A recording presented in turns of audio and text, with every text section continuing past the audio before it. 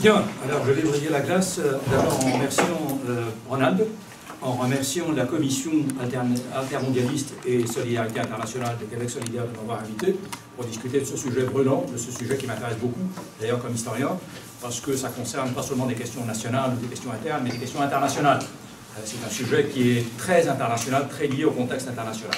Et c'est sur ce plan-là que je vais placer mon intervention. Je vais essayer de discipliner 10 minutes maximum, ne pas dépasser 10 minutes, même si c'est difficile pour un professeur de respecter ce genre de contraintes, mais je vais essayer.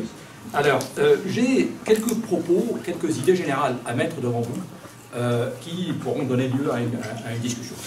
D'abord, une idée première, c'est que la présence de musulmans et de l'islamophobie sont liées au contexte international, à savoir des guerres permanentes menées contre le monde arabe, le monde musulman, par les pays occidentaux, par les grandes puissances occidentales, essentiellement, depuis un certain temps. Première idée.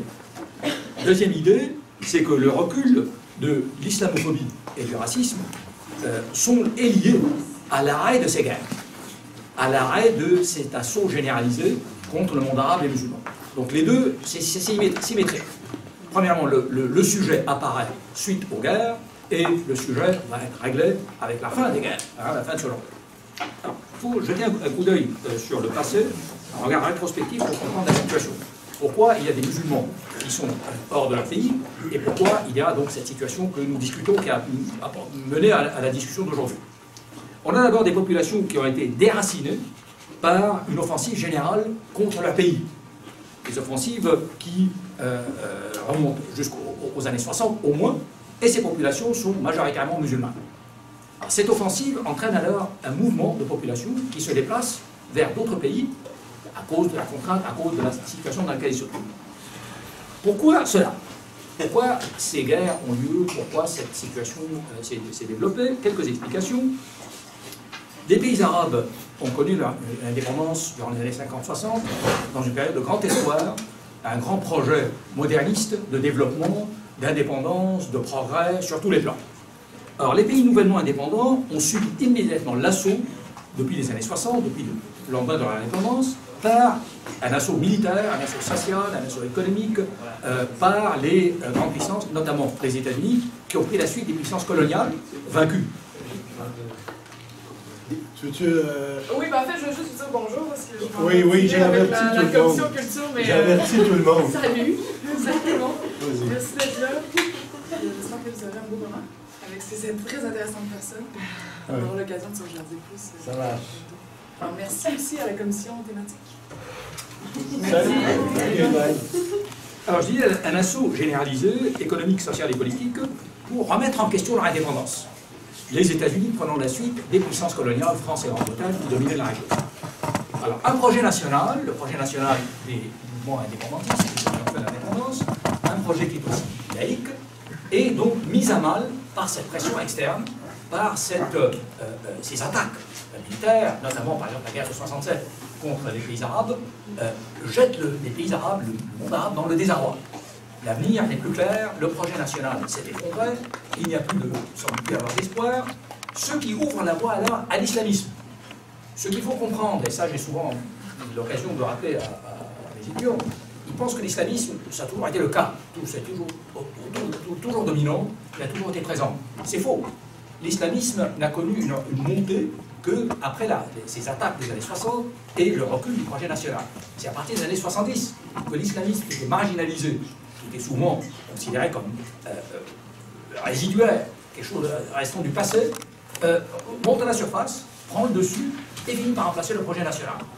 On a l'impression aujourd'hui que ça a toujours été comme ça. C'est pas comme ça, c'est un phénomène historique. Il a commencé durant les années 70, il est dominant parce que le projet national s'est désagrégé. Il a été soumis à de très fortes pressions. L'islamisme et l'islamisation donc remplissent le vide et entraînent alors le retour de coutumes, de pratiques, d'une religiosité qui était dépassée dans le contexte de l'indépendance, dans le contexte de la libération nationale et des indépendants des années 50-60. C'est donc un retour au passé, un retour à des choses qui étaient refoulées, ou restant comme destinées à disparaître, qui revient à la surface. Entre-temps, les États-Unis eux-mêmes mobilisent l'islamisme pour l'utiliser contre l'Union soviétique. l'islamisme devient un instrument aux mains d'une puissance étrangère qui s'en sert contre son rival soviétique, notamment en Afghanistan. C'est la base du djihadisme. Le djihadisme est un produit en partie américain. On l'oublie. Ce sont les États-Unis qui ont produit en partie avec l'Arabie Saoudite, avec les services de renseignement pakistanais. Ce sont les États-Unis qui produisent le djihadisme pour s'en servir contre leur adversaire. Donc, ils domestiquent l'islamisme à leur propre fin.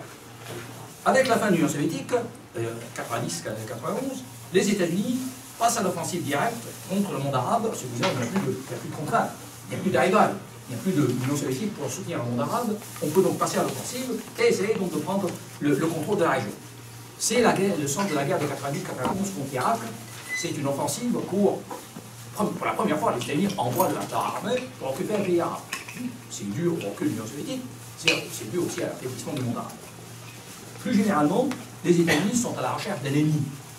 Le communisme de l'Union soviétique n'étant plus dans le portrait, contre qui justifier cet armement? Comment mener des conquêtes mondiales sans se dresser à l'ennemi comme étant le repoussoir ou la cible? La cible inventée, c'est la cible, c'est l'islam. L'islam arrive à l'air dans le portrait pour remplacer le communisme et justifier donc les opérations expansionnistes agressives américaines. Alors, l'islam, on s'en sert dans le cadre de cette théorie du choc des civilisations, qu'on invente à ce moment-là, assez opportunément, pour justifier le conflit contre l'islam. On l'invente aussi avec la guerre contre le terrorisme, qui n'est pas une guerre contre le terrorisme, qui est une guerre contre les pays arabes, essentiellement.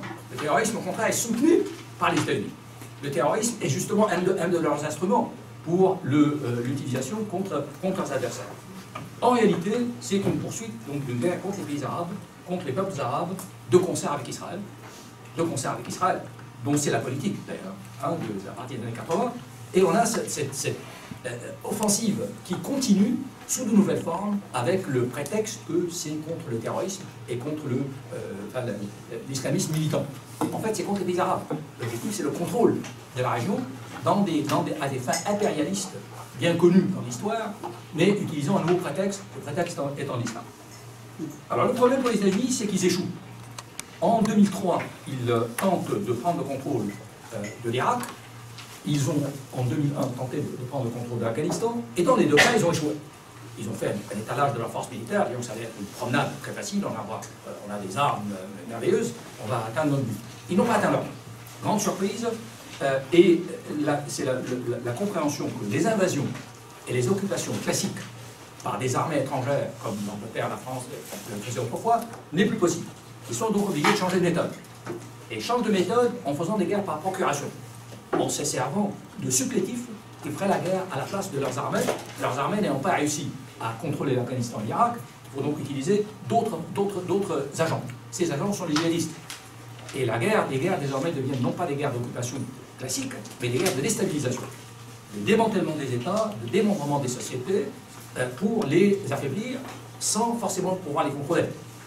Le résultat, ils ont été inspirés évidemment par ce qui s'est passé en Libye. La Libye, c'est l'effondrement d'une société, l'effondrement d'un État sous la pression de l'OTAN. Et on applique ce même scénario en Syrie.